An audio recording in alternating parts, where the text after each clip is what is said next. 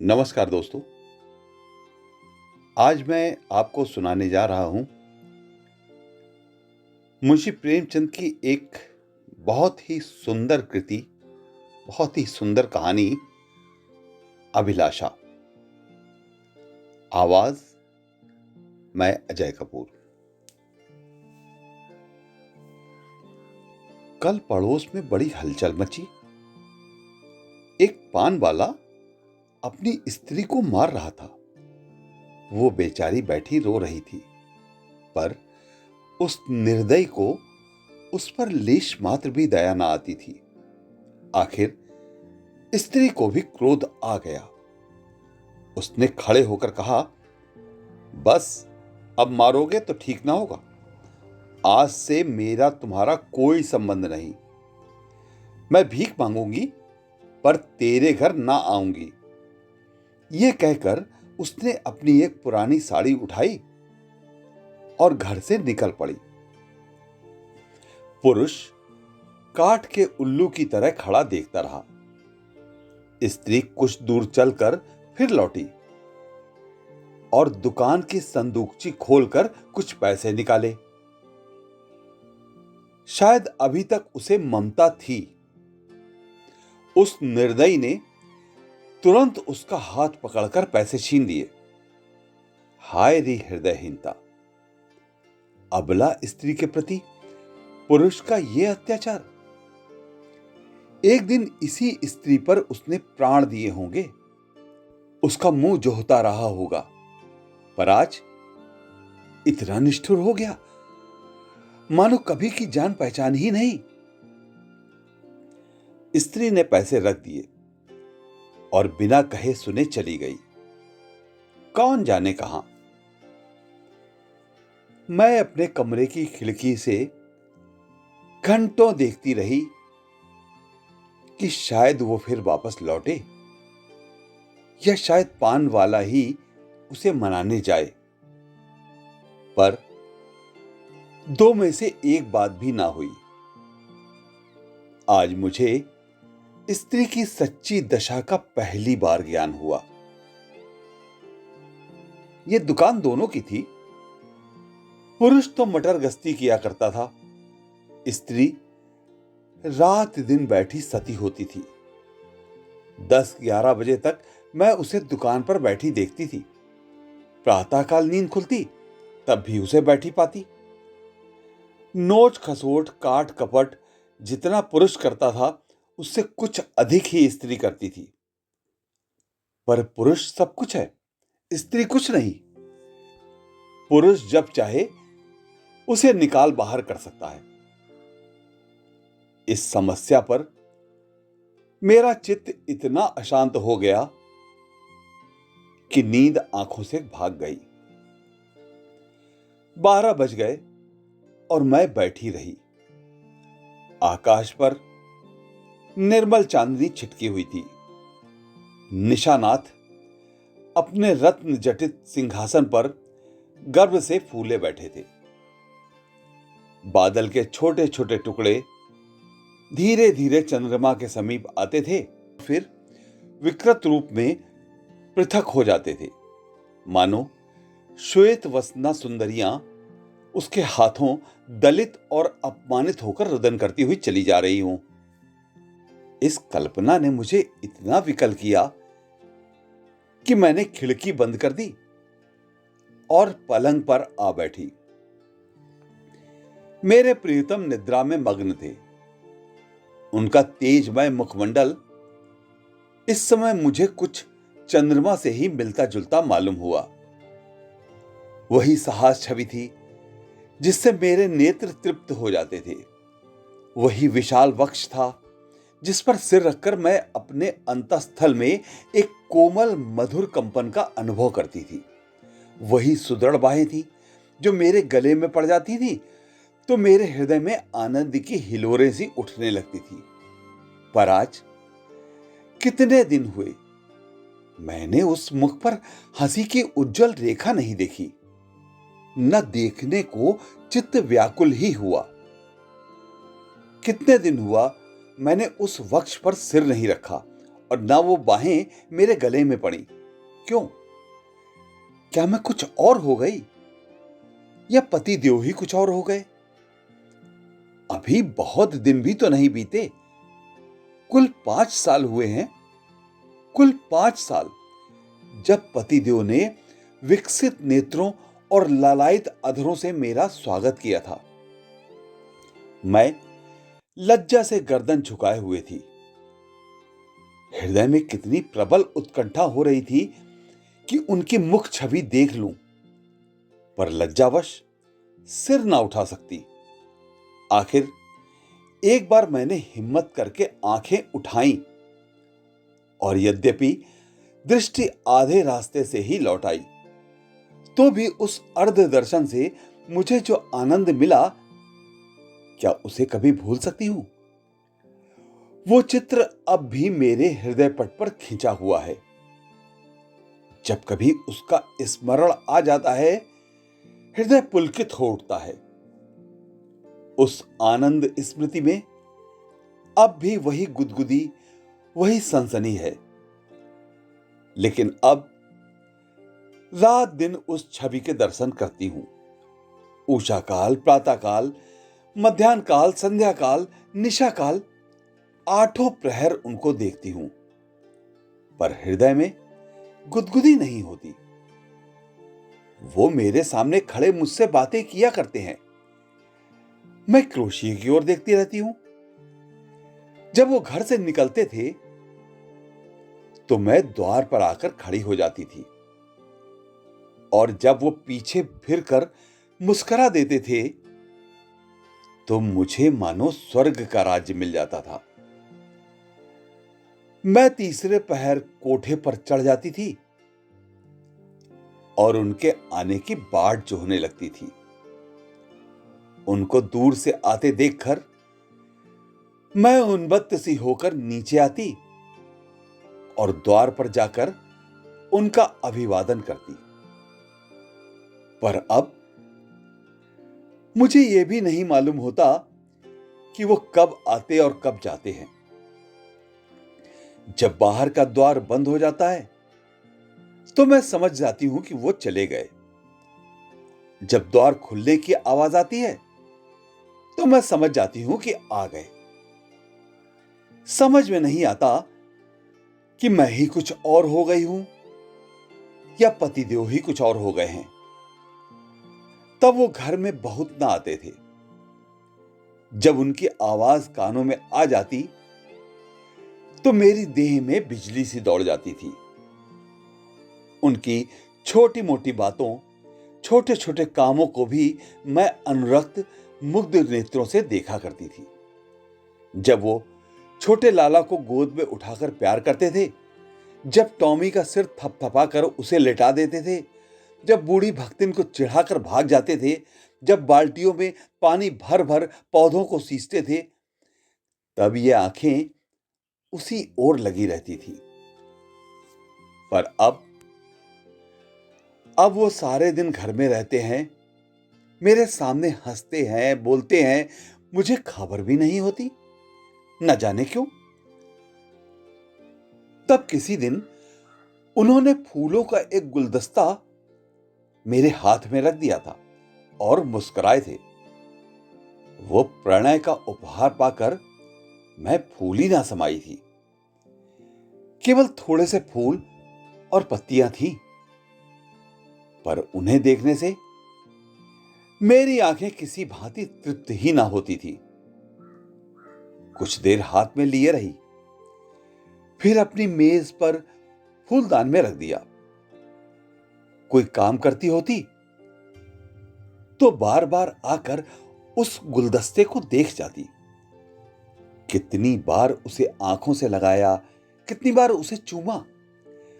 कोई 1,00,000 रुपए भी देता तो उसे न देती। उसकी एक एक पंखुड़ी मेरे लिए एक एक रत्न थी। जब वो मुरझा गया तो मैंने उसे उठाकर अपने बक्स में रख दिया था। तब से उन्होंने मुझे हजारों चीजें उपहार में दी हैं। एक से एक रत्न जटित आभूषण, एक से एक बहुमूल्य वस्त्र हैं और गुलदस्ते गुलदस्ते तो प्रायः नित्य ही लाते हैं, लेकिन इन चीजों को पाकर वो उल्लास नहीं होता। मैं उन चीजों को पहनकर आईने में अपना रूप देखती हूं और गर्व से फूल उठती हूं। अपनी हमजोलियों को दिखाकर अपना गौरव और उनकी ईर्ष्या बढ़ाती हूं। बस अभी थोड़े ही दिन हुए हैं, उन्होंने मुझे चंद्रहार दिया है। जो उस चंद्रहार को देखता है मोहित हो जाता है। मैं भी उसकी बनावट और सजावट पर मुग्ध हूं।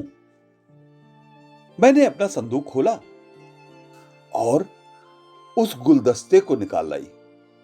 आह, उसे हाथ में लेते ही मेरी एक एक नस में बिजली दौड़ गई।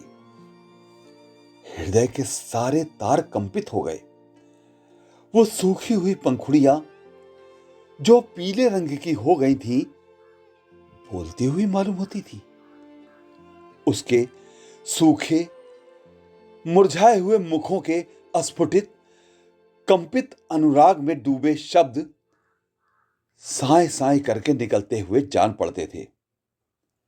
किंतु वो रत्न जटित कांति से दमकता हुआ हार स्वर्ण और पत्थरों का एक समूह था, जिसमें प्राण न थे, संज्ञा न थी, मर्म न था। मैंने फिर गुलदस्ते को चूमा, कंठ से लगाया, आर्द्र नेत्रों से सींचा और फिर संदूक में रखाई। आभूषणों से भरा हुआ संदूक भी उस एक स्मृति चिन्ह के सामने तुच्छ था। ये क्या रहस्य था? फिर मुझे उनके एक पुराने पत्र की याद आ गई। उसे उन्होंने कॉलेज के दिनों में मेरे पास भेजा था। उसे पढ़कर मेरे हृदय में जो आनंद हुआ था, जो तूफान उठा था, आंखों से जो नदी बही थी, क्या उसे कभी भूल सकती हूं? उस पत्र को मैंने अपनी सुहाग की पिटारी में रख दिया था। उस समय उस पत्र को पढ़ने की प्रबल इच्छा हुई।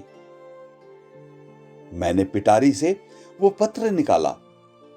उसे स्पर्श करते ही मेरे हाथ कांपने लगे, हृदय में धड़कन होने लगी।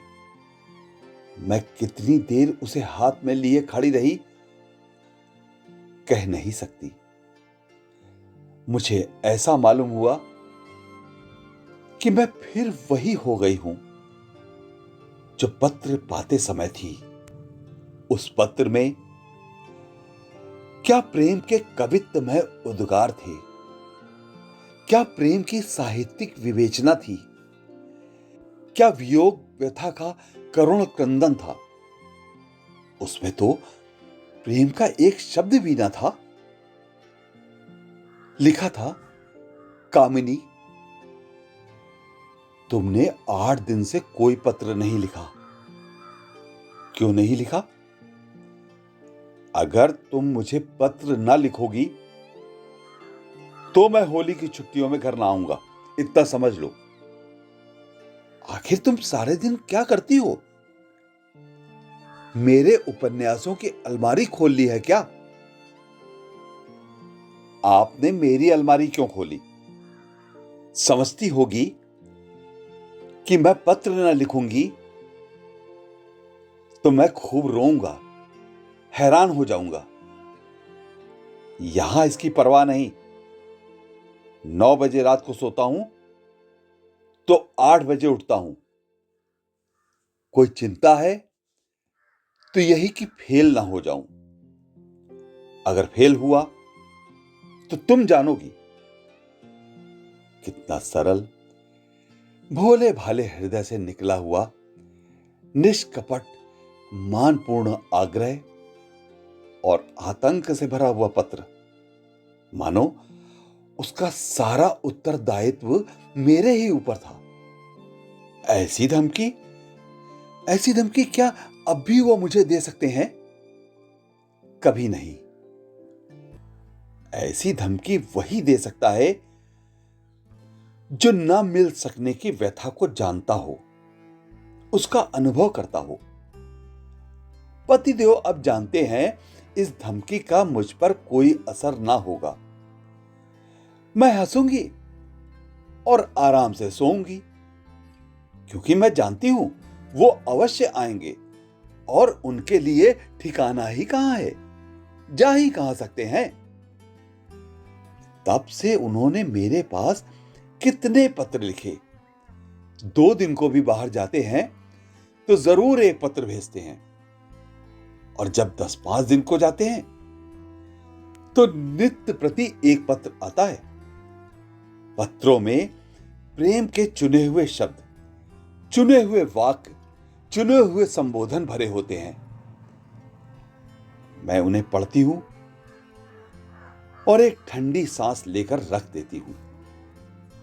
हाय, वो हृदय कहां गया? प्रेम के इस निर्जीव भाव शून्य कृत्रिम शब्दों में वो अभिनेता कहां है? वो रस कहां है? वो उन्माद कहां है? वो क्रोध कहां है? वो झुंझलाहट कहां है? उसमें मेरा मन कोई वस्तु खोजता है, कोई अज्ञात, अव्यक्त, अलक्षित वस्तु, पर वो नहीं मिलती। उसमें सुगंध भरी होती है। पत्रों के कागज आर्ट पेपर को मात करते हैं, पर उसका ये सारा बनाव श्रृंगार किसी गत यौवना नायिका के बनाव श्रृंगार के सदृश ही लगता है। कभी कभी तो मैं पत्रों को खोलती भी नहीं। मैं जानती हूं उनमें क्या लिखा होगा। उन्हीं दिनों की बात है, मैंने तीजे का व्रत किया था। मैंने देवी के सन्मुख सिर झुकाकर वंदना की थी। देवी, मैं तुमसे केवल एक वरदान मांगती हूं। हम दोनों प्राणियों में कभी विच्छेद ना हो, और मुझे कोई अभिलाषा नहीं। मैं संसार की कोई और वस्तु नहीं चाहती। तब से 4-5 साल हो गए हैं और हमें एक दिन के लिए भी विच्छेद नहीं हुआ। मैंने तो केवल एक वरदान मांगा था। देवी ने वरदानों का भंडार ही मुझे सौंप दिया। पर आज मुझे देवी के दर्शन हों तो मैं उनसे कहूं, तुम अपने सारे वरदान वापस ले लो। इनमें से एक भी नहीं चाहती। मैं फिर वही दिन देखना चाहती हूं जब हृदय में प्रेम की अभिलाषा थी।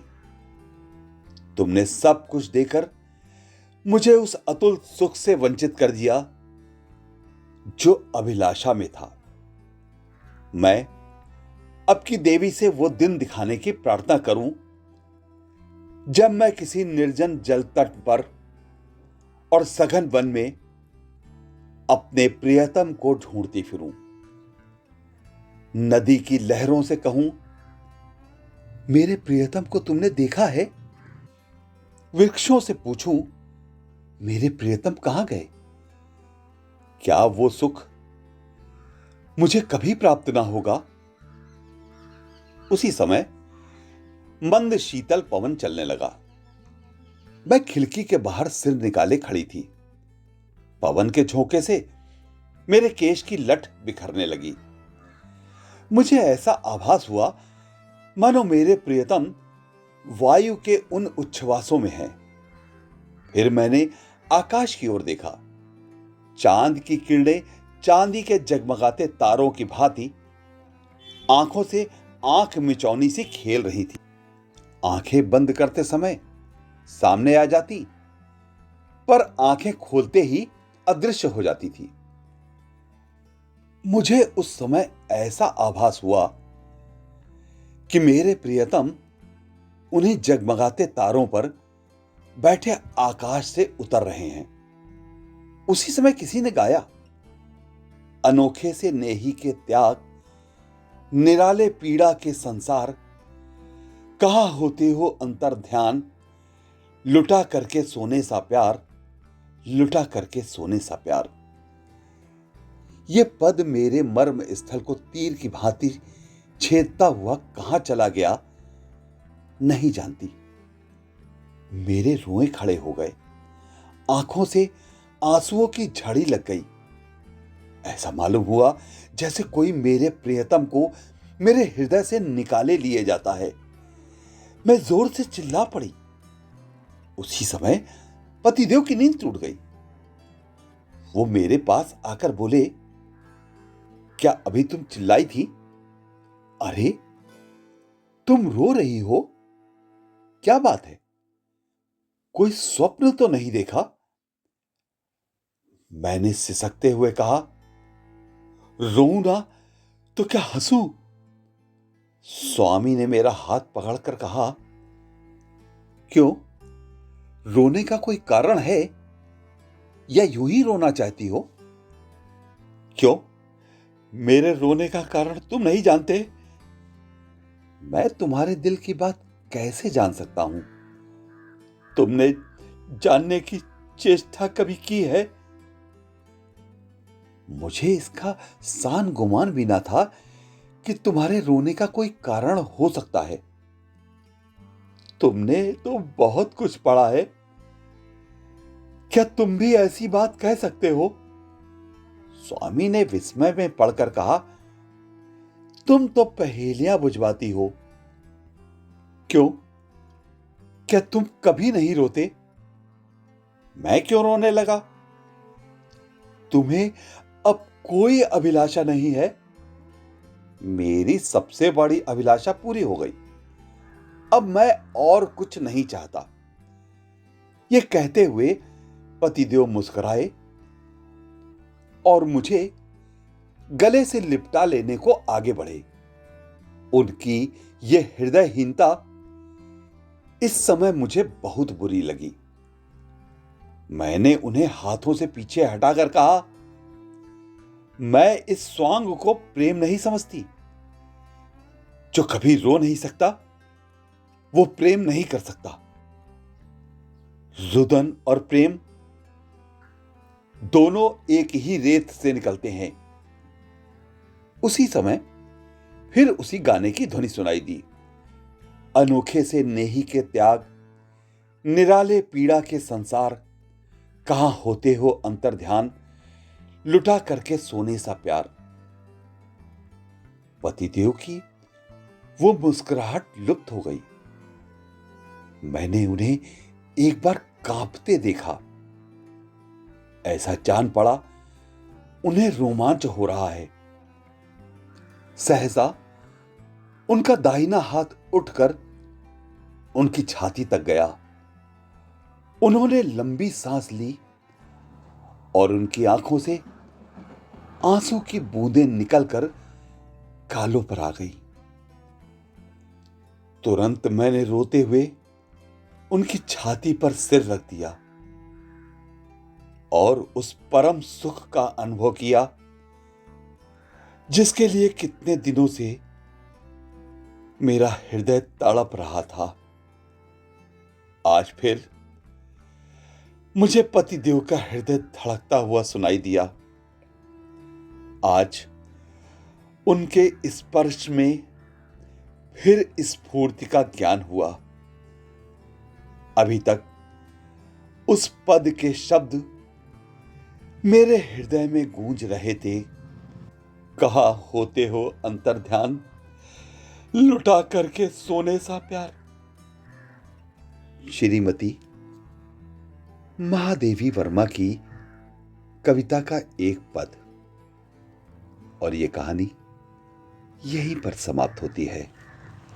आपसे मेरा निवेदन है कि आपको अगर हमारी कहानी पसंद आती हो तो इसे लाइक अवश्य करें और हमारे चैनल को अगर आपने सब्सक्राइब ना किया हो तो इसे सब्सक्राइब करें और बेल आइकन भी दबा दें। धन्यवाद।